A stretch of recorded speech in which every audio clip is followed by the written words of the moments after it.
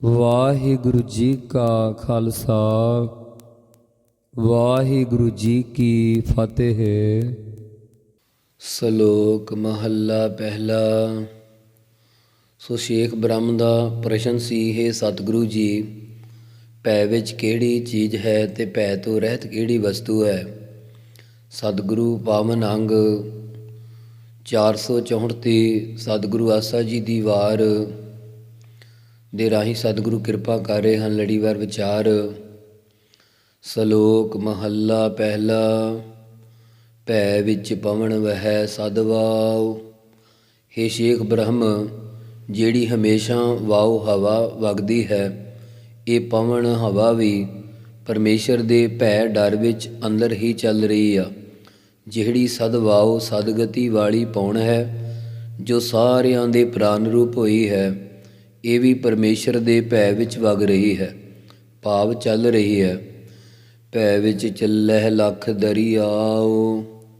ਪਰਮੇਸ਼ਰ ਦੇ ਭੈ ਡਰ ਵਿੱਚ ਅੰਦਰ ਹੀ ਲੱਖਾਂ ਦਰਿਆ ਚੱਲ ਰਹੇ, ਭਾਵ ਵਗ ਰਹੇ ਆ। ਭੈ ਵਿੱਚ ਅਗਨ ਕੱਢੈ ਵੇਗਾਰ। ਪਰਮੇਸ਼ਰ ਦੇ ਭੈ ਡਰ ਅੰਦਰ ਹੀ ਅੱਗ ਜਿਹੜੀ ਭੋਜਨ ਹੈ ਆਦਿ ਪਕਾਉਣ ਦੇ ਰੂਪ ਵਿੱਚ ਵੇਗਾਰ ਕੱਢਦੀ ਹੈ, ਭਾਵ ਸਾਰਿਆਂ ਦਾ ਕਾਰਜ ਸਾਧਨਾ ਕਰਦੀ ਹੈ, ਸਿਰ ਪਿਆ ਕੰਮ ਕਰ ਰਹੀ ਆ। ਭੈ ਵਿੱਚ ਧਰਤੀ ਦੱਬੀ ਭਾਰ। ਉਸ ਦੇ ਭੈ ਡਰ ਅੰਦਰ ਹੀ ਧਰਤੀ ਦੱਬੀ ਨੱਪੀ ਹੋਈ ਹੈ, ਡਰ ਰੂਪੀ ਭਾਰ ਨਾਲ ਦੱਬੀ ਹੋਈ ਆ। ਭੈ ਵਿੱਚ ਇੰਦ ਫਿਰੈ ਸਿਰ ਭਾਰ। ਭੈ ਦੇ ਡਰ ਵਿੱਚ ਅੰਦਰ ਹੀ ਬੱਦਲ ਸਿਰ ਦੇ ਭਾਰ ਹੋ ਕੇ ਵਰਖਾ ਕਰਦੇ ਫਿਰਦੇ ਹਨ। ਭੈ ਵਿੱਚ ਰਾਜਾ ਧਰਮ ਦੋ। ਰਾਜਾ ਵੀ ਪਰਲੋਕ ਦੇ ਦਰਵਾਜ਼ੇ ਵਿੱਚ ਪਰਮੇਸ਼ਰ ਦੇ ਭੈ ਡਰ ਵਿੱਚ ਪਰਮੇਸ਼ਰ ਦੇ ਦਰਵਾਜ਼ੇ ਅੱਗੇ ਭੈ ਵਿੱਚ ਹੈ ਕਿ ਮੇਰੇ ਪਾਸੋਂ ਕੋਈ ਅਨਿਆਂ ਨਾ ਹੋ ਜਾਵੇ, ਭਾਵ ਮੇਰੇ ਪਾਸੋਂ ਕੋਈ ਗਲਤੀ ਨਾ ਹੋ ਜਾਵੇ। ਭੈ ਵਿੱਚ ਸੂਰਜ, ਭੈ ਵਿੱਚ ਚੰਦ। ਪਰਮੇਸ਼ਰ ਦੇ ਡਰ ਵਿੱਚ ਹੀ ਸੂਰਜ ਤੇ ਪ੍ਰਭੂ ਦੇ ਡਰ ਵਿੱਚ ਹੀ ਚੰਦ ਕਹੀਏ ਚੰਦਰਮਾ ਹੈ, ਅਤੇ ਕੋਹ ਕਰੋੜੀ ਚਲਤ ਨਾ ਅੰਤ। ਇਹਨਾਂ ਦਾ ਕਰੋੜਾਂ ਕੋਸ ਦਾ ਚੱਕਰ ਹੈ, ਜਿਨ੍ਹਾਂ ਕੋਹਾਂ ਨੂੰ ਚੱਲਦੇ ਅੰਤ ਅਖੀਰ ਨਹੀਂ ਪਾ ਸਕਦੇ। ਭੈ ਵਿੱਚ ਸਿੱਧ ਬੁੱਧ ਸੁਰਨਾਥ। 84 ਸਿੱਧ ਗੋਰਖ ਮਤ ਵਾਲੇ, ਸਿੱਧ ਸਿੱਧੀਆਂ ਵਾਲੇ, ਬੁੱਧ ਬੁੱਧੀਵਾਨ ਬੁੱਧੀਆਂ ਵਾਲੇ, ਅਤੇ ਬੋਧ ਅਵਤਾਰ ਆਦਿ। ਸੁਰ ਦੇਵਤੇ ਨਾਥ ਨੌ ਨਾਥ ਆਦਿ। ਸੁਰਨਾਥ ਦੇਵਤਿਆਂ ਦਾ ਨਾਥ ਮਾਲਕ, ਭਾਵ ਇੰਦਰ ਆਦਿਕ ਵੀ ਸਾਰੇ ਪਰਮੇਸ਼ਰ ਦੇ ਭੈ ਡਰ ਵਿੱਚ ਹੀ ਹਨ। ਭੈ ਵਿੱਚ ਆਡਾਣੇ ਆਕਾਸ਼। ਜੋ ਆਕਾਸ਼ ਆਡਾਣੇ ਅੱਡੇ ਭਾਵ ਫੈਲੇ ਹੋਏ ਆ, ਜੋ ਕਿਸੇ ਦੇ ਆਸਰੇ ਤੋਂ ਬਗੈਰ ਆਕਾਸ਼ ਹੈ, ਇਹ ਵੀ ਪਰਮੇਸ਼ਰ ਦੇ ਭੈ ਡਰ ਵਿੱਚ ਅੰਦਰ ਹੀ ਹੈ। ਥੰਮਾਂ ਤੋਂ ਬਿਨਾਂ ਹੀ ਆਕਾਸ਼ ਅੰਦਰ ਅੱਡਿਆ ਭਾਵ ਖੜਿਆ ਹੈ। ਪਾਤਸ਼ਾਹ ਜੀ ਫਰਮਾਉਂਦੇ ਨਾ, ਬਿਨ ਥੰਮਾ ਗਗਨ ਰਹਾਇਆ। ਭੈ ਵਿੱਚ ਜੋਧ ਮਹਾਬਲ ਸੂਰ। ਜੋਧੇ ਮਹਾਬਲ ਵੱਡੇ ਬਲ ਵਾਲੇ ਸੂਰ ਸੂਰਮੇ ਵੀ ਪਰਮੇਸ਼ਰ ਦੇ ਡਰ ਅੰਦਰ ਹਨ। ਜੋਧ ਰਥੀ ਜੋ ਆਪਣੇ ਬਰਾਬਰ ਦੇ ਇੱਕ ਨਾਲ ਲੜੇ ਜਾਂ 100 ਨਾਲ ਲੜੇ। ਮਹਾਬਲੀ ਮਹਾਰਥੀ ਜੋ 10,000 ਨਾਲ ਇਕੱਲਾ ਲੜੇ। ਸੂਰ ਅਤਰਥੀ ਜੋ ਅਣਗਿਣਤਾਂ ਨਾਲ ਇਕੱਲਾ ਲੜੇ, ਉਸ ਨੂੰ ਕਹਿੰਦੇ ਹਨ ਸੂਰਮਾ। ਭੈ ਵਿੱਚ ਆਵਹਿ ਜਾਵਹਿ ਪੂਰ। ਹੋਰ ਆਮ ਲੋਕਾਂ ਦੇ ਪੂਰਾਂ ਦੇ ਪੂਰ ਆਉਂਦੇ ਜਾਂਦੇ, ਭਾਵ ਜੰਮਦੇ ਮਰਦੇ ਰਹਿੰਦੇ ਆ, ਜੋ ਸ੍ਰਿਸ਼ਟੀ ਵਿੱਚ ਲੋਕ ਜਨਮ ਧਾਰ ਕੇ ਆਵਹਿ ਆਉਂਦੇ ਤੇ ਮਰ ਕੇ ਜਾਵਹਿ ਜਾਂਦੇ ਹਨ। ਇਹ ਸਭ ਪਰਮੇਸ਼ਰ ਦੇ ਭੈ ਡਰ ਵਿੱਚ ਅੰਦਰ ਹੀ ਆ। ਸਗਲਿਆ ਭਉ ਲਿਖਿਆ ਸਿਰ ਲੇਖ। ਪਰਮੇਸ਼ਰ ਨੇ ਸਾਰਿਆਂ ਜੀਵਾਂ ਦੇ ਸੀਸ ਦੇ ਉੱਤੇ ਭਉ ਡਰ ਦਾ ਲੇਖ ਭਾਗ ਲਿਖਿਆ ਹੋਇਆ। ਸੋ ਅਗਲਾ ਪ੍ਰਸ਼ਨ ਸ਼ੇਖ ਬ੍ਰਹਮ ਨੇ ਬੇਨਤੀ ਕੀਤੀ ਕਿ ਹੇ ਸਤਿਗੁਰੂ ਜੀ, ਕੋਈ ਖੌਫ ਤੋਂ ਰਹਿਤ ਵੀ ਹੈ, ਭਾਵ ਡਰ ਤੋਂ ਰਹਿਤ ਵੀ ਹੈ। ਸਤਿਗੁਰੂ ਫਰਮਾਉਂਦੇ ਆ, ਨਾਨਕ ਨਿਰਭਉ ਨਿਰੰਕਾਰ ਸੱਚ ਏਕ। ਹੇ ਸ਼ੇਖ ਬ੍ਰਹਮ ਜੀ, ਸਤਿਗੁਰੂ ਨਾਨਕ ਦੇਵ ਮਹਾਰਾਜ ਜੀ ਕਥਨ ਕਰਦੇ ਆ ਕਿ ਉਹ ਜੋ ਨਿਰਭਉ ਡਰ ਤੋਂ ਰਹਿਤ ਹੈ, ਕੇਵਲ ਇੱਕ ਸੱਚਾ, ਇੱਕ ਨਿਰੰਕਾਰ ਨਿਰਾਕਾਰ ਪਰਮੇਸ਼ਰ ਹੀ ਹੈ। ਸੋ ਜਿੱਥੇ ਵੀ ਨਿਰਭਉ ਸ਼ਬਦ ਵਰਤਿਆ ਹੈ ਉਹ ਪਰਮੇਸ਼ਰ ਦਾ ਵਾਚਕ ਹੈ, ਕਿਉਂਕਿ ਨਿਰਭਉ ਇੱਕ ਵਾਕ ਹੈ। ਜਿੱਥੇ ਭੈ ਦੁਲਾਵਾਂ ਦੇ ਨਾਲ ਹੈ ਉੱਥੇ ਬਹੁ ਵਚਨ ਦਾ ਵਾਚਕ ਹੈ। ਅਗਲਾ ਪ੍ਰਸ਼ਨ ਸੀ ਸ਼ੇਖ ਬ੍ਰਹਮ ਦਾ, ਇਹ ਸਤਿਗੁਰੂ ਜੀ, ਜਿਤਨੇ ਵੀ ਰਾਮਚੰਦਰ ਆਦਿਕ ਅਵਤਾਰ ਸਨ ਉਹ ਤਾਂ ਨਿਰਭਉ ਹੋਣਗੇ? ਸਤਿਗੁਰੂ ਫਰਮਾਉਂਦੇ ਆ, ਮਹੱਲਾ ਪਹਿਲਾ। ਸਤਿਗੁਰੂ ਜੀ ਉਪਰੋਕਤ ਗੱਲ ਨੂੰ ਦ੍ਰਿੜ ਕਰਾਉਂਦੇ ਹੋਏ ਸੰਸਾਰ ਦਾ ਅਨੋਖਾਪਣ, ਵਿਚਿੱਤਰਤਾ ਕਹਿ ਕੇ ਉਸ ਦੀ ਅਨਿਤਤਾ ਦਿਖਾਉਂਦੇ ਹਨ। ਨਾਨਕ ਨਿਰਭਉ ਨਿਰੰਕਾਰ, ਹੋਰ ਕੇਤੇ ਰਾਮ ਰਵਾਲ। ਇਹ ਸਤਿਗੁਰੂ ਜੀ ਕਥਨ ਕਰਦੇ ਹੈ ਸ਼ੇਖ ਬ੍ਰਹਮ, ਨਿਰਾਕਾਰ ਭਾਵ ਆਕਾਰ ਤੋਂ ਰਹਿਤ ਪਰਮੇਸ਼ਰ ਹੀ ਡਰ ਤੋਂ ਰਹਿਤ ਹੈ। ਬਾਕੀ ਹੋਰ ਕਿਤਨੇ ਹੀ ਜੋ ਰਾਮਚੰਦਰ ਕ੍ਰਿਸ਼ਨ ਆਦਿਕ ਅਵਤਾਰ ਸਨ ਉਹ ਪਰਮੇਸ਼ਰ ਧੂੜ ਦੇ ਕਿਣਕਿਆਂ ਦੀ ਨਿਆਈ ਸਨ। ਜੈਸਾ ਕਿ ਪਾਵਨ ਸ੍ਰੀ ਦਸਮ ਗ੍ਰੰਥ ਵਿੱਚ ਧੰਨ ਗੁਰੂ ਗੋਬਿੰਦ ਸਿੰਘ ਮਹਾਰਾਜ ਜੀ ਫਰਮਾਉਂਦੇ ਆ, ਜਿਤੇ ਰਾਮ ਹੋਏ ਸਭੈ ਅੰਤ ਮੂਏ, ਜਿਤੇ ਕ੍ਰਿਸ਼ਨ ਹੋਇ ਹੈ ਸਭੈ ਅੰਤ ਜੈ ਹੈ। ਸੋ ਪਰਮੇਸ਼ਰ ਤੋਂ ਵੱਖਰੇ ਹੋਰ ਕਿਤਨੇ ਹੀ ਰਾਮਚੰਦਰ ਆਦਿਕ ਅਵਤਾਰ ਲੈ ਕੇ ਆਏ ਹਨ। ਸਭ ਰਵਾਲ ਰੂਪ ਭਾਵ ਡਰ ਦੇ ਸਹਿਤ ਸਨ, ਕਿਉਂਕਿ ਲਛਮਣ 14 ਸਾਲ ਬਨਵਾਸ ਵਿਖੇ ਧਨੁਸ਼ ਬਾਣ ਲੈ ਕੇ ਸ੍ਰੀ ਰਾਮਚੰਦਰ ਜੀ ਪਾਸ ਪਹਿਰੇ 'ਤੇ ਖੜਾ ਰਿਹਾ। ਉਸ ਪਰਮੇਸ਼ਰ ਦੇ ਦਰਬਾਰ ਵਿੱਚ ਰਾਮਚੰਦਰ ਆਦਿ ਅਵਤਾਰ ਰਵਾਲ ਧੂੜ ਲੈਣ ਮੇਲਣ ਵਾਲੇ ਭਾਵ ਝਾੜੂ ਫੇਰਨ ਵਾਲੇ ਹਨ। ਜੈਸਾ ਕਿ ਸ੍ਰੀ ਦਸਮ ਗ੍ਰੰਥ ਵਿੱਚ ਲਿਖਿਆ ਹੈ, ਕਈ ਰਾਮ ਬਾਰ ਬੁਹਾਰ। ਸੋ ਇੱਕ ਨਿਰੰਕਾਰ ਪਰਮੇਸ਼ਰ ਹੀ ਡਰ ਤੋਂ ਰਹਿਤ ਹੈ। ਬਾਕੀ ਹੋਰ ਕਿੰਨੇ ਜੀਵ ਰਵਾਲ ਧੂੜ ਰੂਪ ਹਨ। ਕੇਤੀਆ ਕੰਨ ਕਹਾਣੀਆਂ, ਕੇਤੇ ਵੇਦ ਵਿਚਾਰ। ਕਿਤਨੇ ਹੀ ਕੰਨ ਕਹੀਏ ਕੱਸ ਕੇ ਬੋਲਣਾ ਭਾਰਾ ਕਰਕੇ, ਕੰਨ ਭਾਵ ਕ੍ਰਿਸ਼ਨ ਹੋਏ ਹਨ। ਕੇਤੀਆ ਕਿਤਨੀਆਂ ਹੀ ਕੰਨ ਕ੍ਰਿਸ਼ਨ ਦੀਆਂ ਕਹਾਣੀਆਂ ਕਥਾਵਾਂ ਵਾਲੇ ਭਾਗਵਤ ਆਦਿ ਗ੍ਰੰਥ ਹਨ। ਕਥਾਵਾਂ ਕਥਨ ਵਾਲੇ ਬਿਆਸ ਆਦਿਕ ਹਨ। ਕਿਤਨੇ ਹੀ ਵੇਦਾਂ ਦੀ ਵਿਚਾਰ ਕਰਨ ਵਾਲੇ ਬ੍ਰਹਮਾ ਆਦਿਕ ਹਨ। ਕੇਤੇ ਨੱਚਹਿ ਮੰਗਤੇ, ਗਿੜ ਮੋੜ ਪੂਰੈ ਤਾਲ। ਕਿਤਨੇ ਹੀ ਰਾਸ ਧਾਰੀਏ ਮੰਗਤੇ ਜਾਚਕ ਬਣ ਬਣ ਕੇ ਨੱਚਦੇ ਫਿਰਦੇ ਹਨ। ਕਈ ਮੰਗਤੇ ਸਾਧੂ ਭੇਖ ਵਿੱਚ ਰਾਮ ਕ੍ਰਿਸ਼ਨ ਬਾਬਤ ਕਥਾ ਕਹਾਣੀਆਂ ਕਰਨ ਆਦਿ ਤੋਂ ਬਿਨਾਂ ਉਹਨਾਂ ਦੇ ਜੀਵਨ ਪ੍ਰਸੰਗ ਪ੍ਰਤੱਖ ਕਰਕੇ ਦੱਸਣ ਲਈ ਲੀਲਾ ਰਸਾਂ ਪਾਉਂਦੇ ਤੇ ਨੱਚਦੇ ਹਨ। ਤੇ ਗਿੜ ਫੇਰੀਆਂ ਲੈ ਲੈ ਕੇ ਮੋੜੇ ਖਾ ਖਾ ਕੇ ਭਾਵ ਮੁੜ ਮੁੜ ਕੇ ਤਾਲ ਪੂਰਦੇ ਆ। ਮੁੜ ਮੁੜ ਕੇ ਗੇੜੇ ਖਾਈ ਜਾਂਦੇ ਤੇ ਨਾਲ ਹੀ ਅੱਡੀ ਦਾ ਤੇ ਹੱਥ ਦਾ ਤਾਲ ਪੂਰਦੇ ਆ। ਬਾਜ਼ਾਰੀ ਬਾਜ਼ਾਰ ਮੈਂ ਆਏ, ਕੱਢੈ ਬਾਜ਼ਾਰ। ਕਈ ਰਾਸ ਧਾਰੀਏ ਮਸ਼ਕਰੇ ਲੋਕ ਬਾਜ਼ਾਰਾਂ ਵਿੱਚ ਇਹਨਾਂ ਲੀਲਾ ਤੇ ਰਾਸਾਂ ਦਾ ਆ ਕਰਕੇ ਬਾਜ਼ਾਰ ਸੁਆਂਗ ਕੱਢਦੇ ਨਿਕਾਲਦੇ ਆ, ਭਾਵ ਬਾਜ਼ਾਰ ਲਾ ਲੈਂਦੇ ਆ। ਗਾਵਹਿ ਰਾਜੇ ਰਾਣੀਆਂ, ਬੋਲਹਿ ਆਲ ਪਤਾਲ। ਫਿਰ ਇਹ ਲੋਕ ਸੁਆਂਗ ਧਾਰ ਕੇ ਰਾਜੇ ਦਸ਼ਰਥ, ਹਰੀ ਚੰਦ ਆਦਿ ਦੇ ਪ੍ਰਸੰਗ, ਰਾਣੀਆਂ ਤਾਰਾ ਪਿੰਗਲਾ ਆਦਿ ਦੇ ਪ੍ਰਸੰਗ ਦੇ ਗਾਉਣ ਗਾਉਂਦੇ ਆ। ਵਾਰਤਕ ਵਿੱਚ ਆਲ ਪਤਾਲ ਅਗੜ ਬਗੜ ਊਲ ਜਲੂਲ ਵਿਅਰਥੀ ਬੋਲਦੇ ਆ। ਪਤਾਲ ਦੀ ਗੱਲ ਨੂੰ ਆਲ ਅਲ ਭਾਵ ਆਕਾਸ਼ ਵਿੱਚ ਚੜ੍ਹਾ ਦਿੰਦੇ ਆ ਤੇ ਆਕਾਸ਼ ਦੀ ਗੱਲ ਨੂੰ ਪਤਾਲ ਵਿੱਚ ਸੁੱਟ ਦਿੰਦੇ ਆ। ਇਉਂ ਉਰਲੀਆਂ ਪਰਲੀਆਂ ਗੱਲਾਂ ਹੀ ਬੋਲਦੇ ਰਹਿੰਦੇ ਆ।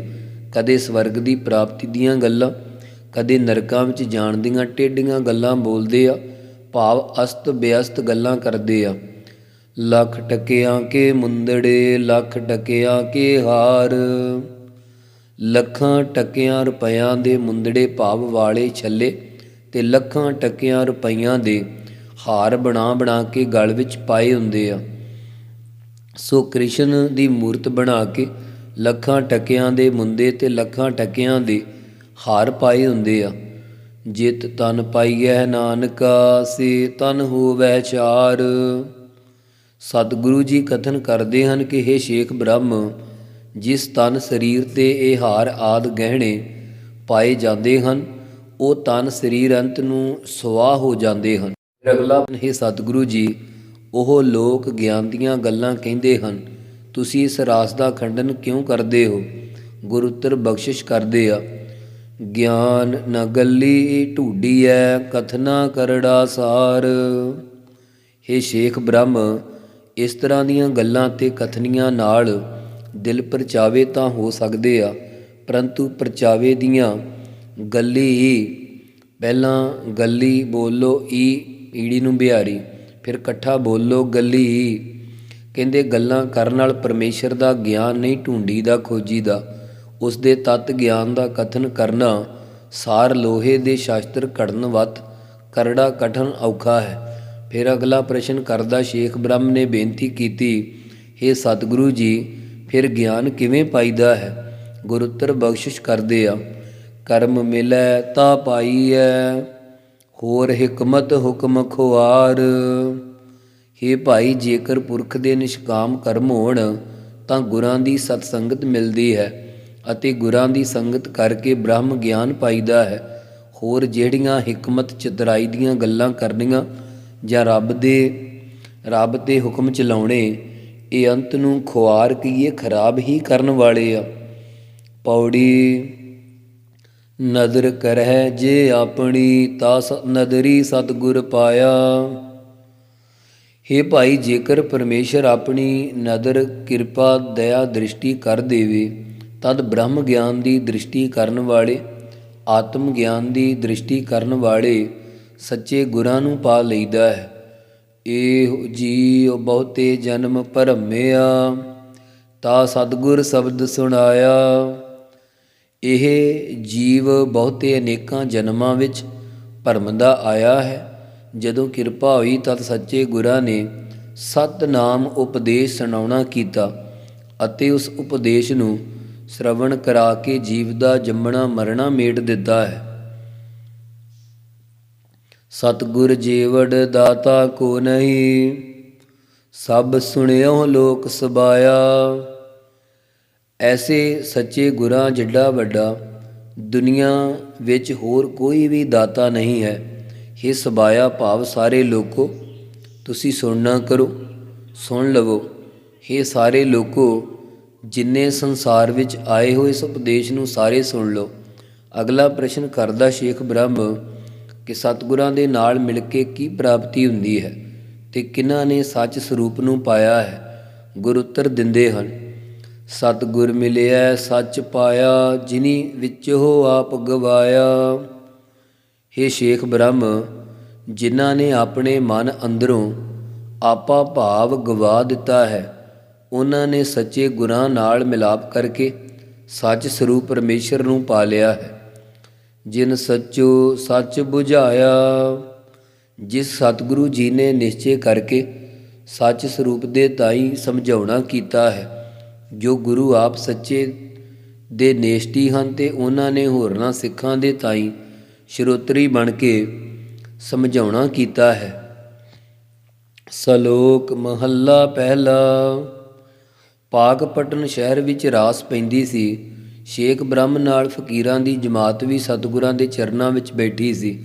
ਕੁਝ ਫਕੀਰ ਕਹਿਣ ਲੱਗੇ, ਸਤਿਗੁਰੂ ਜੀ ਰਾਸ ਵੇਖ ਆਈਏ। ਤਾਂ ਗੁਰੂ ਸਾਹਿਬ ਜੀ ਕਹਿਣ ਲੱਗੇ ਕਿ ਇਸ ਰਾਸ ਦਾ ਕੀ ਵੇਖਣਾ ਹੈ? ਵਾਹਿਗੁਰੂ ਜੀ ਨੇ ਸਾਰੀ ਦੁਨੀਆ ਹੀ ਰਾਸ ਰੂਪ ਪਾਈ ਹੋਈ ਆ। ਤਾਂ ਉਹਨਾਂ ਨੇ ਪ੍ਰਸ਼ਨ ਕੀਤਾ ਕਿ ਸਾਰੀ ਦੁਨੀਆ ਕਿਵੇਂ ਰਾਸ ਰੂਪ ਹੈ? ਰਾਸ ਵਿੱਚ ਤਾਂ ਗੋਪੀਆਂ ਗਵਾਲੇ ਕ੍ਰਿਸ਼ਨ ਜੀ ਮੰਨੇ ਹਨ। ਦੁਨੀਆ ਦੀ ਰਾਸ ਵਿੱਚ ਗੋਪੀਆਂ ਅਤੇ ਗਵਾਲੇ ਕਿਹੜੇ ਹਨ? ਪਾਤਸ਼ਾਹ ਫਰਮਾਉਂਦੇ ਹਨ, ਘੜੀਆਂ ਸੱਬੇ ਗੋਪੀਆਂ ਪਹਿਰ ਕੰਨ ਗੋਪਾਲ। ਸੋ ਇੱਥੇ ਫਿਰ ਜਿਹੜਾ ਕੰਨ ਹੈ ਕ੍ਰਿਸ਼ਨ ਦਾ ਵਾਚਕ ਆ, ਕੱਸ ਕੇ ਭਾਰਾ ਬੋਲਣਾ। ਸੋ ਕੰਨ ਦਾ ਵਾਚਕ ਨਹੀਂ ਹੈ, ਕੰਨ। ਚੰਦ ਤੇ ਸੂਰਜ ਮਾਨੋ ਦੋ ਅਵਤਾਰ ਹਨ, ਜੋ ਕ੍ਰਿਸ਼ਨ ਤੇ ਰਾਮ ਦੀ ਥਾਵੇਂ ਮੁੱਖ ਨਾਟਕ ਪਾਤਰ ਹਨ। ਹੇ ਭਾਈ ਮਾਨੋ, ਪਹਿਰ ਦਿਨ ਰਾਤ ਦਾ 8ਵਾਂ ਭਾਗ 3 ਘੰਟੇ ਦਾ ਸਮਾਂ। 8 ਪਹਿਰ ਕੰਨ ਕ੍ਰਿਸ਼ਨ ਦੇ ਨਾਲ ਉਸਦੇ ਸਖੇ ਗੋਪਾਲ ਗਵਾਲੇ ਹਨ ਤੇ 60 ਘੜੀਆਂ ਸੱਬੇ ਸਾਰੀਆਂ ਮਾਨੋ ਗੋਪੀਆਂ ਹਨ। ਫਿਰ ਪ੍ਰਸ਼ਨ, ਹੈ ਸਤਿਗੁਰੂ ਜੀ, ਪ੍ਰਤੱਖ ਰਾਸ ਵਿੱਚ ਗੋਪੀਆਂ ਤੇ ਗਵਾਲਿਆਂ ਦੇ ਗਹਿਣੇ ਪਹਿਨੇ ਹੁੰਦੇ ਆ, ਇੱਥੇ ਕਿਹੜੇ ਗਹਿਣੇ ਹਨ? ਪਾਤਸ਼ਾਹ ਫਰਮਾਉਂਦੇ ਆ, ਗਹਿਣੇ ਪੌਣ ਪਾਣੀ ਬਹਿ ਸੰਤਰ ਚੰਦ ਸੂਰਜ ਅਵਤਾਰ। ਘੜੀਆਂ ਰੂਪੀ ਗੋਪੀਆਂ ਪਹਿਰਾਂ ਰੂਪੀ ਗਵਾਲਿਆਂ ਨੇ ਪਹਿਲੇ 4 ਮਹੀਨਿਆਂ ਚੇਤ ਵਿਸਾਖ ਜੇਠ ਹਾੜ ਵਿੱਚ ਹਵਾ ਰੂਪੀ ਗਹਿਣੇ ਭੂਖਣਾ ਨੂੰ ਪਹਿਨਿਆ ਹੋਇਆ, ਕਿਉਂਕਿ ਇਸ 4 ਮਹੀਨਿਆਂ ਵਿੱਚ ਹਵਾ ਗਰਮੀ ਕਰਕੇ ਸੁਖਦਾਇਕ ਲੱਗਦੀ ਹੈ। ਦੂਸਰੇ 4 ਮਹੀਨਿਆਂ ਸਾਉਣ ਭਾਦੋਂ ਅੱਸੂ ਕੱਤਕ ਇਹਨਾਂ ਵਿੱਚ ਜਲ ਰੂਪੀ ਭੂਖਣਾ ਨੂੰ ਪਹਿਨਿਆ ਹੋਇਆ, ਕਿਉਂਕਿ ਇਹਨਾਂ ਮਹੀਨਿਆਂ ਵਿੱਚ ਜਲ ਦੀ ਪ੍ਰਧਾਨਤਾ ਹੁੰਦੀ। ਤੀਸਰੇ ਮਹੀਨਿਆਂ ਮੱਘਰ ਪੋਹ ਮਾਘ ਫੱਗਣ ਵਿੱਚ ਘੜੀਆਂ ਰੂਪੀ ਗੋਪੀਆਂ ਤੇ ਪਹਿਰਾਂ ਰੂਪੀ ਗਵਾਲਿਆਂ ਨੇ ਅਗਨੀ ਰੂਪੀ ਭੂਖਣਾ ਨੂੰ ਪਹਿਨਿਆ ਹੋਇਆ। ਭੂਖਣ ਨਾਮ ਗਹਿਣੇ ਦਾ ਹੈ, ਭਾਵ ਗਹਿਣਿਆਂ ਨੂੰ ਪਹਿਨਿਆ ਹੋਇਆ, ਕਿਉਂਕਿ ਇਹਨਾਂ ਮਹੀਨਿਆਂ ਅੰਦਰ ਬਹੁਤ ਸਰਦੀ ਹੋਣ ਕਰਕੇ ਅੱਗ ਸੁਖਦਾਇਕ ਲੱਗਦੀ ਹੈ। ਇਉਂ ਮਾਨੋ 4-4 ਮਹੀਨਿਆਂ ਦਾ ਇਹਨਾਂ ਗੋਪੀਆਂ ਤੇ ਗਵਾਲਿਆਂ ਦਾ ਇੱਕ ਭੂਖਣ ਗਹਿਣਾ ਬਣਿਆ ਹੋਇਆ। ਫਿਰ ਪ੍ਰਸ਼ਨ ਹੈ, ਹੇ ਸਤਿਗੁਰੂ ਜੀ, ਰਾਸਾਂ ਵਿੱਚ ਕ੍ਰਿਸ਼ਨ ਜੀ ਤੇ ਬਲਭੱਦਰ ਹੁੰਦੇ ਆ। ਇਸ ਦੁਨੀਆ ਦੀ ਰਾਸ ਵਿੱਚ ਬਲਭੱਦਰ ਤੇ ਕ੍ਰਿਸ਼ਨ ਜੀ ਕੌਣ ਹਨ? ਤੇ ਪਾਤਸ਼ਾਹ ਜੀ ਫਰਮਾਉਂਦੇ ਹਨ, ਚੰਦ ਸੂਰਜ ਅਵਤਾਰ।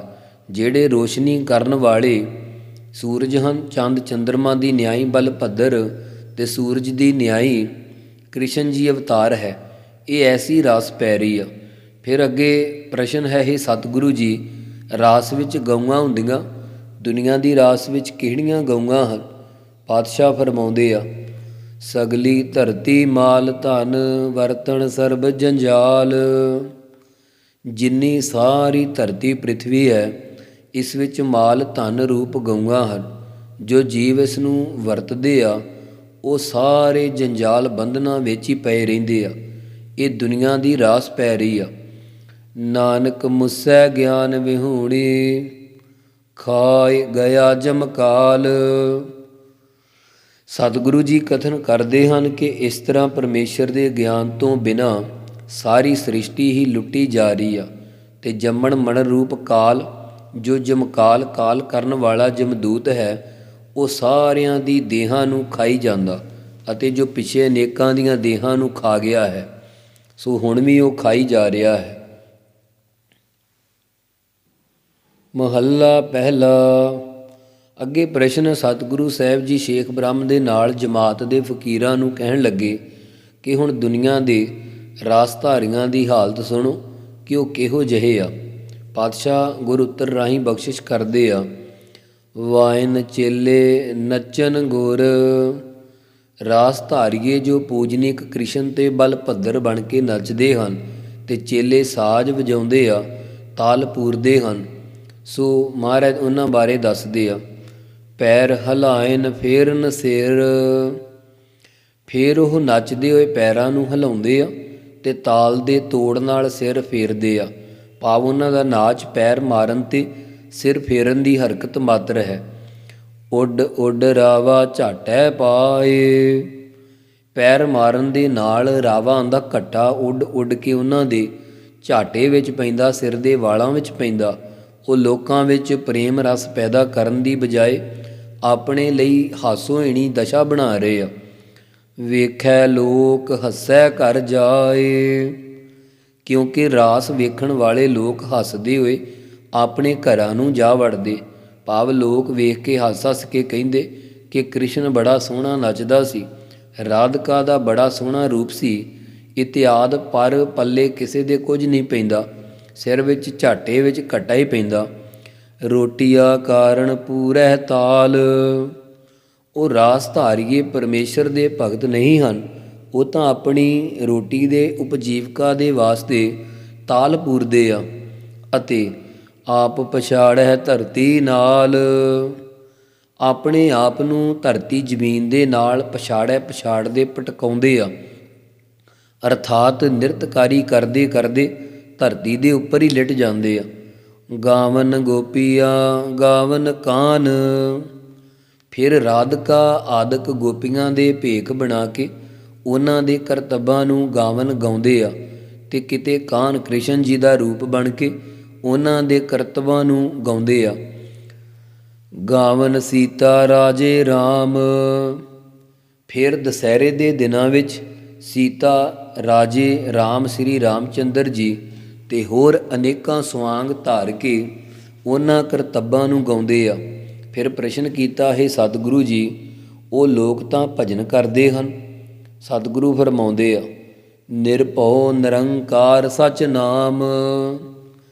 ਭਾਈ ਭੈ ਤੋਂ ਰਹਿਤ ਨਿਰਾਕਾਰ ਪਰਮੇਸ਼ਰ ਦਾ ਸੱਚਾ ਨਾਮ ਹੀ ਅਸਲੀ ਭਜਨ ਹੈ। ਅਸਲੀ ਨਾਮ ਜਪਣਾ ਬੰਦਗੀ ਹੈ। ਨੱਚਣਾ ਟੱਪਣਾ ਕੋਈ ਪਰਮੇਸ਼ਰ ਦਾ ਭਜਨ ਨਹੀਂ ਹੁੰਦਾ।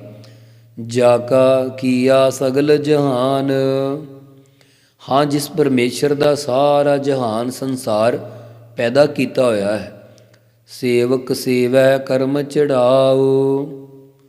ਜਿਹੜੇ ਸੇਵਕ ਦਾਸ ਬਣ ਕੇ ਨਿਰੰਕਾਰ ਸਤ ਨਾਮ ਦਾ ਚਿੰਤਨ ਕਰਦੇ ਹਨ, ਸਤਿਗੁਰੂ ਜੀ ਬਖਸ਼ਿਸ਼ ਕਰਕੇ ਉਹਨਾਂ ਦੀ ਬਿਰਤੀ ਨੂੰ ਤੁਰਿਆ ਪਦ ਵਿੱਚ ਚੜਾ ਦਿੰਦੇ ਆ। ਪ੍ਰਸ਼ਨ ਹੈ, ਹੇ ਸਤਿਗੁਰੂ ਸਾਹਿਬ ਜੀ, ਇਹੋ ਜਿਹੇ ਸੇਵਕ ਕੌਣ ਹਨ? ਤਾਂ ਗੁਰੂ ਉੱਤਰ ਬਖਸ਼ਦੇ ਆ, ਭਿੰਨੀ ਰਹਿਣ ਜਿਨ੍ਹਾਂ ਮਨ ਚਾਓ। ਜਿਨ੍ਹਾਂ ਦੇ ਮਨ ਹਿਰਦੇ ਵਿੱਚ ਪਰਮੇਸ਼ਰ ਦੀ ਪ੍ਰਾਪਤੀ ਦਾ ਚਾਓ ਉਤਸ਼ਾਹ ਹੈ, ਉਹਨਾਂ ਦੀ ਉਮਰ ਰੂਪੀ ਰਹਿਣ ਰਾਤ ਪ੍ਰੇਮ ਵਿੱਚ ਭਿੰਨੀ ਭਿੱਜੀ ਪਸੀਜੀ ਹੈ, ਭਾਵ ਭਿੱਜੀ ਰਹਿੰਦੀ ਆ। ਫਿਰ ਪ੍ਰਸ਼ਨ ਹੈ, ਸਤਿਗੁਰੂ ਜੀ, ਸਿੱਖ ਕਿਵੇਂ ਬਣੀਂਦਾ? ਆਪ ਜੀ ਕਿਰਪਾ ਕਰਕੇ ਦੱਸੋ। ਸਿੱਖੀ ਸਿੱਖਿਆ ਗੁਰ ਵਿਚਾਰ। ਸਤਿਗੁਰੂ ਦੱਸ ਰਹੇ, ਭਾਈ, ਜਿਨ੍ਹਾਂ ਨੇ ਗੁਰੂ ਸਾਹਿਬ ਜੀ ਦੇ ਉਪਦੇਸ਼ ਦੀ ਵਿਚਾਰ ਦੁਆਰਾ ਜੀਵਨ ਬਣਾਇਆ ਹੋਇਆ, ਉਹ ਅਸਲੀ ਸਿੱਖ ਹਨ। ਜਿਨ੍ਹਾਂ ਨੇ ਵਾਹਿਗੁਰੂ ਦੀ ਪ੍ਰਾਪਤੀ ਦੀ ਸਿੱਖਿਆ ਸਿੱਖੀ ਹੈ, ਉਹ ਅਸਲੀ ਸਿੱਖ ਹਨ। ਨਦਰੀ ਕਰਮ ਲਗਾਏ ਪਾਰ। ਉਹਨਾਂ ਨੂੰ ਵਾਹਿਗੁਰੂ ਕਿਰਪਾ ਦ੍ਰਿਸ਼ਟੀ ਕਰਕੇ ਸੰਸਾਰ ਸਮੁੰਦਰ ਤੋਂ ਪਾਰ ਮੁਕਤੀ ਰੂਪ ਕਿਨਾਰੇ 'ਤੇ ਲੰਘਾ ਦਿੰਦਾ ਹੈ। ਫਿਰ ਪ੍ਰਸ਼ਨ ਹੈ, ਸਤਿਗੁਰੂ ਜੀ, ਜੇ ਸਿੱਖ ਨਾ ਬਣਿਆ ਜਾਵੇ ਤਾਂ ਕੀ ਰਾਸਧਾਰੀਆਂ ਵਾਂਗ ਘੁੰਮਣ ਕਰਕੇ ਮੁਕਤ ਹੋ ਜਾਵਾਂਗੇ? ਗੁਰੂ ਉੱਤਰ ਦਿੰਦੇ ਤਾਂ ਸਤਿਗੁਰੂ ਜੀ ਕਹਿਣ ਲੱਗੇ, ਜੇਕਰ ਘੁੰਮਣੇ ਕਰਕੇ ਹੀ ਮੁਕਤ ਹੋ ਜਾਈਏ ਤਾਂ ਫਿਰ ਦੁਨੀਆ ਵਿੱਚ ਅਨੇਕਾਂ ਹੀ ਵੀ ਵਸਤੂਆਂ ਚੀਜ਼ਾਂ ਘੁੰਮਦੀਆਂ ਹਨ, ਉਹ ਵੀ ਮੁਕਤ ਹੋਣੀਆਂ ਚਾਹੀਦੀਆਂ ਹਨ। ਉਹ ਕਿਹੜੀਆਂ ਵਸਤੂਆਂ ਹਨ? ਸਤਿਗੁਰੂ ਦੱਸ ਰਹੇ ਆ, ਕੋਲੂ ਚਰਖਾ ਚੱਕੀ ਚੱਕ, ਥਲ ਵਾਰੋਲੇ ਬਹੁਤ ਅਨੰਤ।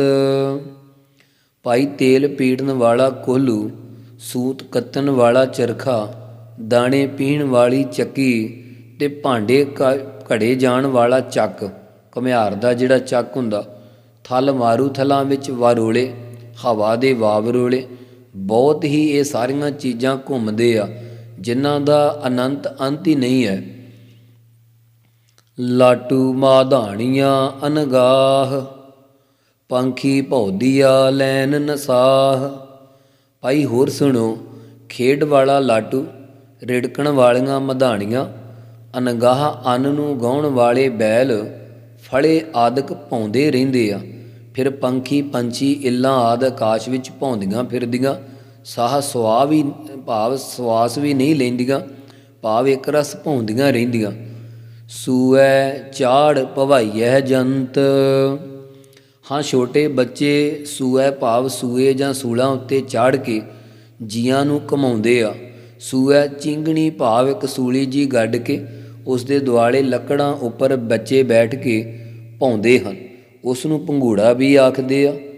ਸੋ ਦੱਖਣ ਦੇਸ਼ ਵਿੱਚ ਇੱਕ ਸੂਆ ਨਾਮੀ ਦੇਵੀ ਦਾ ਮੰਦਰ ਆ।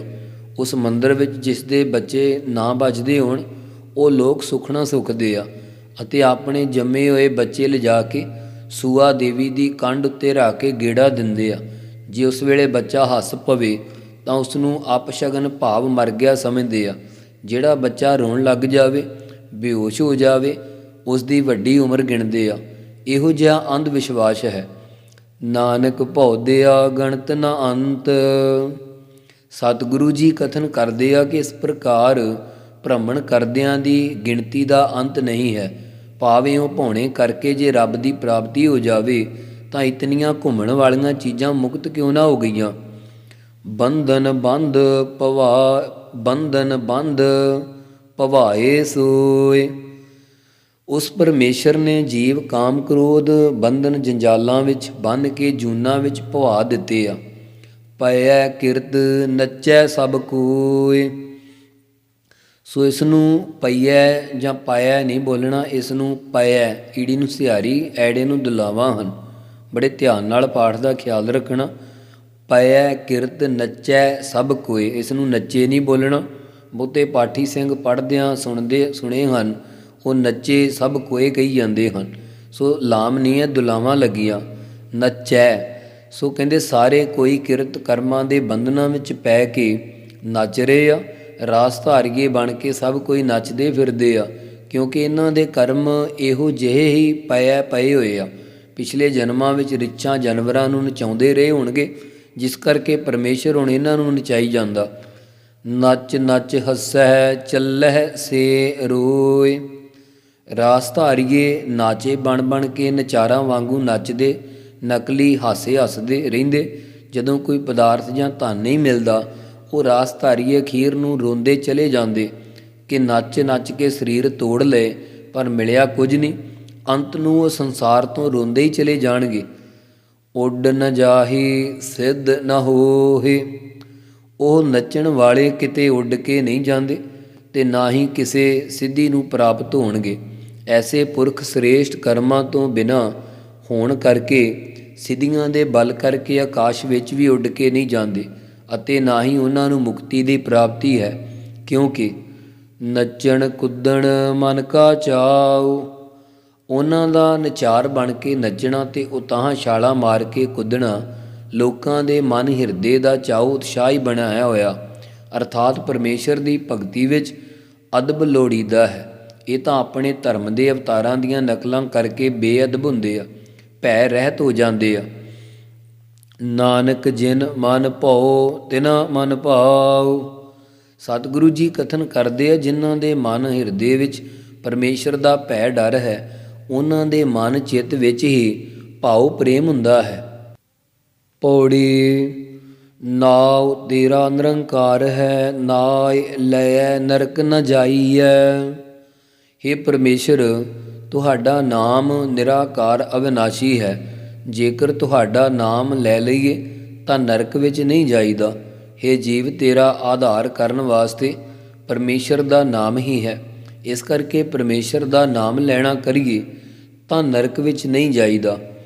ਜੀਉ ਪਿੰਡ ਸਭ ਤਿਸ ਦਾ, ਦੇ ਖਾਜੈ ਆਖ ਗਵਾਈਐ। ਪਿੰਡ ਸਰੀਰ ਤੇ ਜੀਉ ਜੀਵ, ਪਿੰਡ ਸਥੂਲ ਸਰੀਰ, ਜੀਉ ਸੂਖਮ ਸਰੀਰ, ਜਿਸ ਨੂੰ ਅਸੀਂ ਆਪਣਾ ਸਮਝਦੇ ਹਾਂ, ਇਹ ਸਾਰਾ ਉਸ ਪਰਮੇਸ਼ਰ ਦਾ ਹੀ ਦਿੱਤਾ ਹੋਇਆ। ਇਸ ਲਈ ਸੂਖਮ ਸਥੂਲ ਦੇ ਅਭਿਮਾਨ ਤੋਂ ਰਹਿਤ ਹੋਣਾ ਚਾਹੀਦਾ ਅਤੇ ਪਹਿਲਾਂ ਪਰਮੇਸ਼ਰ ਦੇ ਨਾਮ 'ਤੇ ਵੰਡ ਦੇ ਦਈਏ ਅਤੇ ਫਿਰ ਆਪ ਖਾਜੈ ਖਾਈਏ, ਭਾਵ ਵੰਡ ਕੇ ਖਾਈਏ। ਫਿਰ ਵੰਡ ਕੇ ਇਹ ਨਾ ਕਹੀਏ ਕਿ ਮੈਂ ਦਾਨ ਦਿੱਤਾ ਹੈ, ਇਹ ਕਹਿ ਕੇ ਆਪਣੇ ਪੁੰਨ ਗਵਾ ਲਈਦੇ ਹਨ। ਪਹਿਲਾਂ ਦਾਨ, ਫਿਰ ਆਪ ਖਾਜੈ ਖਾਣਾ ਕਰ ਅਤੇ ਪਰਮੇਸ਼ਰ ਦੇ ਨਾਮ ਨੂੰ ਰਸਨਾ ਦੁਆਰਾ ਕਹਿ ਕੇ ਆਪਾ ਭਾਵ ਗਵਾ ਲਈਏ, ਮੇਟ ਲੈਣਾ ਕਰੀਏ। ਜੇ ਲੋੜ ਹੈ ਚੰਗਾ ਆਪਣਾ, ਕਰ ਪੁੰਨੋ ਨੀਚ ਸਦਾਈ ਹੈ।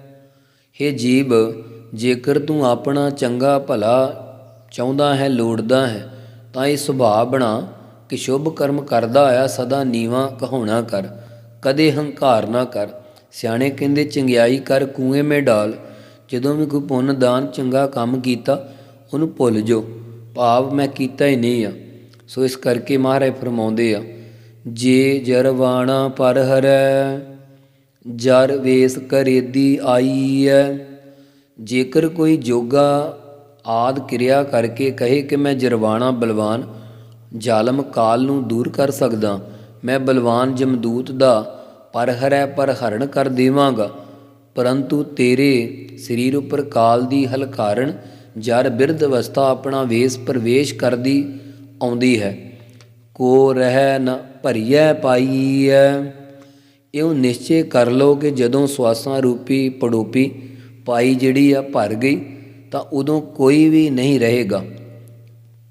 ਸੋ ਪਾਤਸ਼ਾਹ ਦੇ ਇੱਥੋਂ ਤੱਕ 5 ਸ਼ਲੋਕ ਜੋ 5 ਪੌੜੀਆਂ ਪੂਰੀਆਂ ਹੋਈਆਂ ਹਨ। ਅੱਗੇ ਵਾਲੀ ਵਿਚਾਰ ਸੋ ਕੱਲ੍ਹ ਨੂੰ ਸਤਿਗੁਰੂ ਬਖਸ਼ਣਗੇ। ਆਓ ਆਪਾਂ 1-2 ਮਿੰਟ ਵਾਸਤੇ ਸਿਮਰਨ ਵਿੱਚ ਹਾਜ਼ਰੀ ਲਵਾਈਏ। ਵਾਹਿਗੁਰੂ ਵਾਹਿਗੁਰੂ ਵਾਹਿਗੁਰੂ ਵਾਹਿਗੁਰੂ।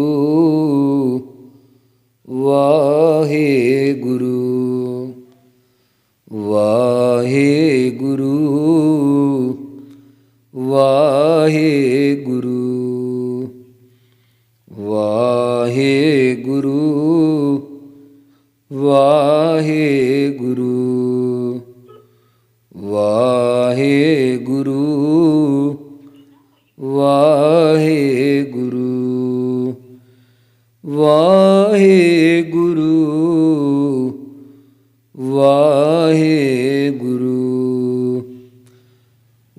ਵਾਹਿਗੁਰੂ ਵਾਹਿਗੁਰੂ